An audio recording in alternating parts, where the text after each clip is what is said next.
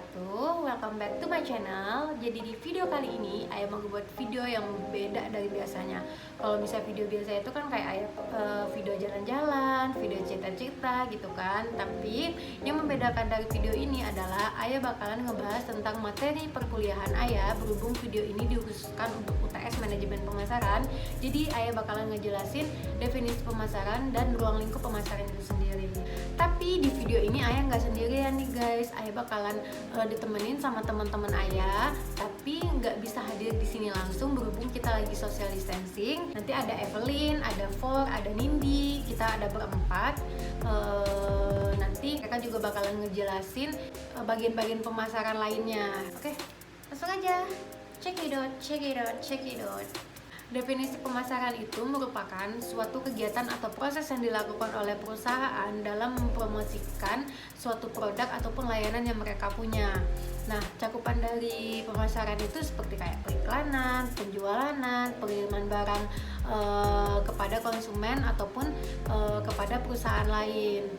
Dalam melakukan promosi, biasanya perusahaan ini nggak cuma mengandalkan media sosial, media digital, ataupun periklanan aja gitu. Biasanya mereka menargetkan orang-orang populer seperti artis, selebgram, ataupun orang-orang populer lainnya untuk mendongkrak produk yang mereka punya.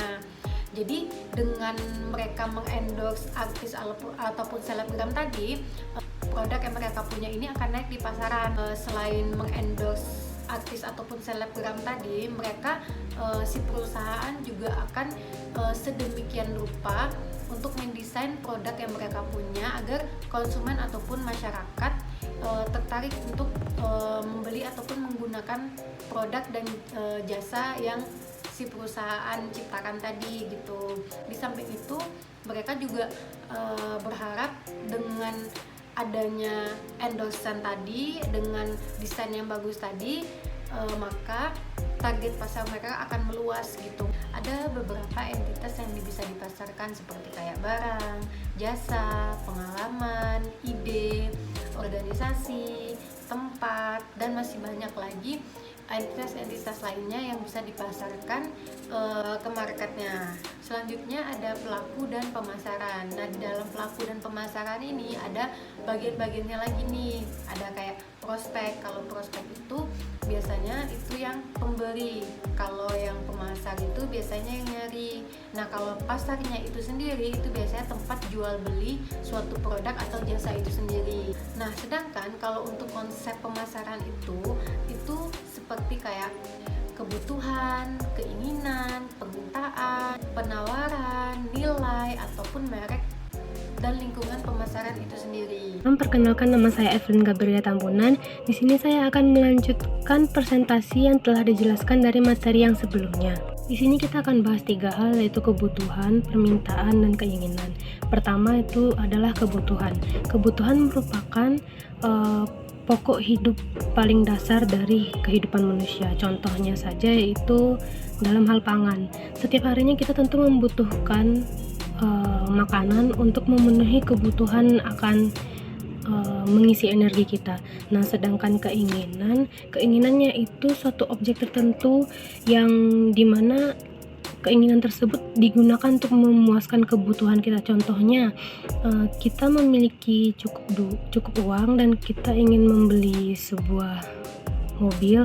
Nah, mobil ini digunakan sebagai pemenuh kebutuhan kita, pemenuh keinginan kita, di mana sehari-harinya mungkin kita membutuhkan mobil ini untuk berkendara atau bertransportasi ke kantor, ke tempat saudara, atau kemanapun.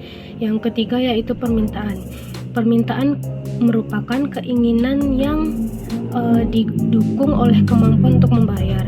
Kemampuan untuk membayar di sini adalah uang. Nah, contohnya tadi sama seperti keinginan, contohnya adalah mobil.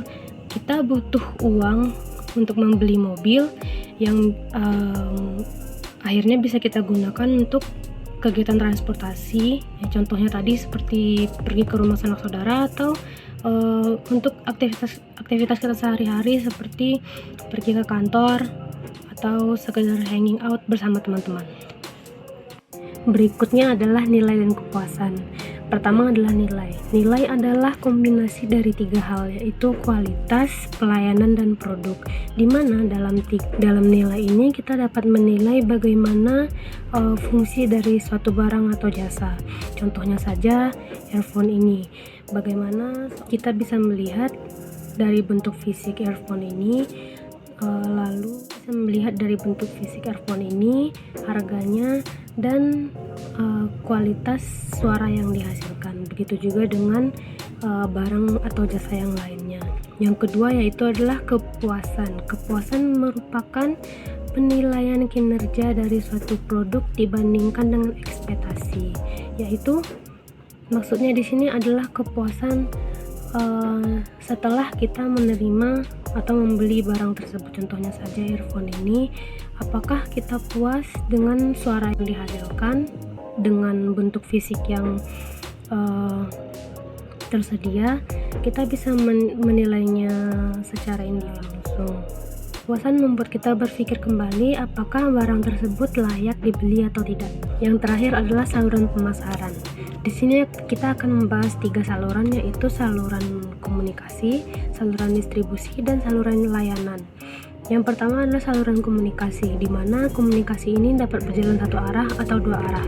Contohnya saja seperti di pasar tradisional. Pada saat seorang pedagang menawarkan sayuran, mereka akan langsung menawarkannya kepada pembeli yang lewat atau meneriakkannya agar banyak pembeli yang mendengarnya.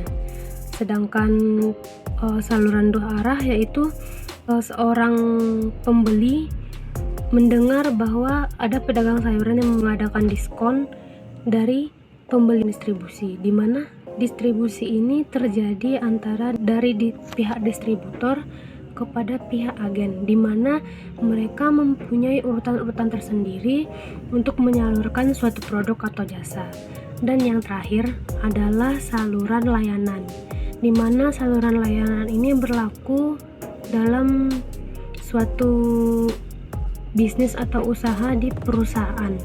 Contohnya saja di bank-bank swasta ataupun bank-bank nasional.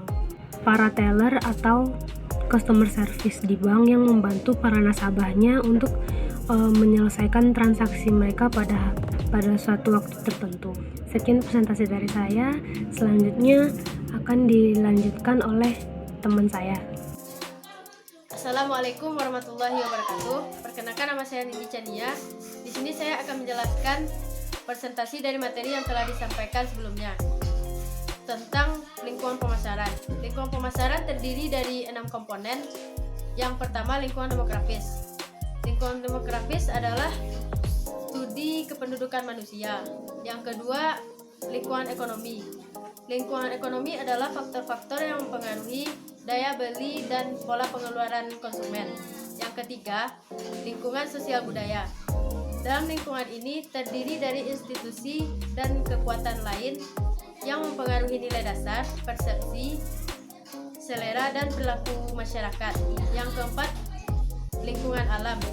Lingkungan ini memperlihatkan kekurangan potensial dari bahan baku tertentu, biaya energi yang tidak stabil, dan tingkat populasi yang meningkat, serta gerakan hijau yang berkembang untuk melindungi lingkungan. Yang kelima adalah lingkungan teknologi. Lingkungan teknologi adalah kekuatan baru untuk menciptakan teknologi baru, menciptakan produk, dan peluang pasar yang baru. Yang keenam adalah lingkungan politik hukum. Keputusan-keputusan pemasaran sangat dipengaruhi oleh perkembangan-perkembangan dalam lingkungan politik. Selanjutnya, realitas pemasaran baru. Pada dasarnya, pasar sudah tidak seperti dulu lagi, di mana adanya yang pertama, kekuatan masyarakat utama, yaitu lahirnya perilaku, peluang, dan tantangan baru. Pasar sudah berbeda secara radikal. Yang kedua, kemampuan baru konsumen, yaitu perubahan loyalitas dan kepekaan konsumen karena memiliki kemampuan baru. Yang ketiga, kemampuan baru perusahaan, yaitu perpaduan kekuatan baru yang menghasilkan serangkaian kemampuan baru perusahaan. Selanjutnya ada konsep pemasaran holistik. Dalam konsep pemasaran holistik terdapat konsep awal pemasaran yang terdiri dari konsep produksi yaitu efisiensi, konsep produk yaitu keunggulan produk, konsep penjualan, agresivitas penjualan dan promosi. Selanjutnya konsep pemasaran yaitu berorientasi pasar. Terakhir konsep pemasaran holistik yaitu perspektif dan integrasi. Baik teman-teman, saya lanjut tentang pembahasan kami. Itu pemasaran hubungan atau relationship marketing. Ada 2 poin yang perlu kita ketahui di sini, yaitu penekanan pada hubungan yang lama dan dalam, antara lain pelanggan, pegawai, mitra pemasaran, dan masyarakat finansial. Selanjutnya hasil akhir atau sering disebut dengan jaringan pemasaran.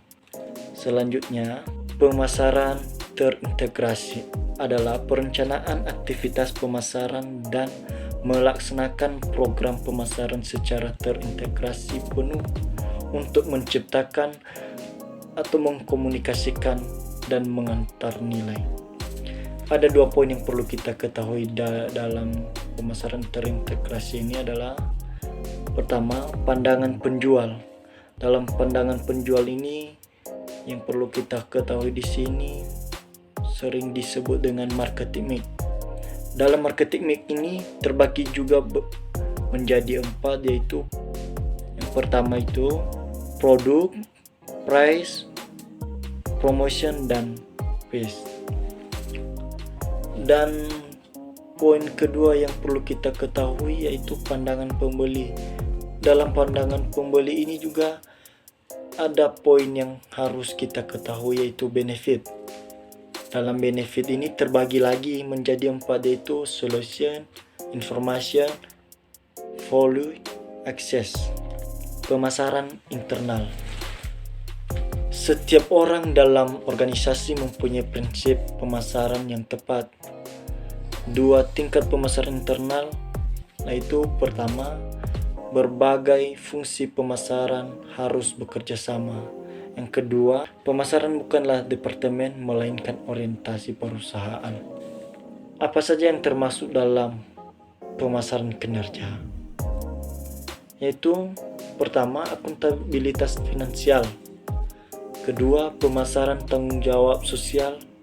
Tanggung jawab sosial menjadi alat diferensiasi pada saat barang menjadi komoditas dan kesadaran konsumen meningkat. Tugas manajemen pemasaran. Teman-teman semua, ada beberapa yang harus kita ketahui dan perlu kita ketahui tentang tugas manajemen pemasaran, yaitu mengembangkan strategi dan rencana pemasaran, menangkap pemahaman pemasaran, selanjutnya berhubungan dengan pelanggan, selanjutnya membangun merek yang kuat, membentuk penawaran pasar, menghantarkan nilai, mengkomunikasikan nilai, dan yang poin terakhir yaitu menciptakan pertumbuhan jangka panjang.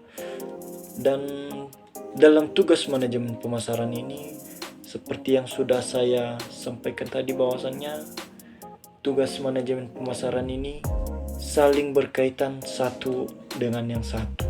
Maksudnya ini, dengan adanya tugas yang satu ini, maka tugas yang lain itu juga akan berkesinambungan atau saling berkaitan untuk mendukung kerjasama dalam suatu perusahaan atau dalam pemasaran barang ataupun jasa. Teman-teman, demikian yang bisa saya jelaskan dan teman-teman saya yang bisa jelaskan, dan kurang lebih kami mohon maaf jika ada kekurangan dan kelemahan kami dalam penyampaian. Terima kasih.